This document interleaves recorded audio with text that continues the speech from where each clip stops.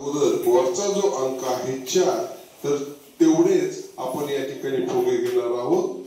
खाली 3 आहे म्हणून 3 फुगे या ठिकाणी घेणार आहोत आणि हे सर्व फुगे आपण या ठिकाणी मोजणार आहोत। तर बघा 1 2 3 4 5 6 7 म्हणजे 4 अधिक 3 बरोबर होतात 7।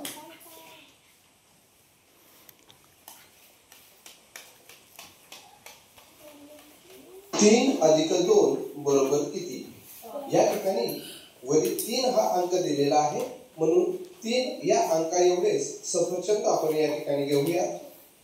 तर खाली 2 हा अंक दिलेला असल्यामुळे या ठिकाणी 2 सफरचंद घेऊया आणि हे सर्व सफरचंद आपण या ठिकाणी मोजून पाहूया। तर बघा 1 2 3 4 5 म्हणजे सर्व मिळून सफरचंद होतात 5 म्हणजे 3 अधिक 2 बरोबर होतात 5।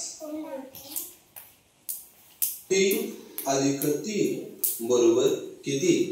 तर हे उदाहरण सोडवण्यासाठी आपण वरच्या 3 या अंका एवढे फुलं घेऊया।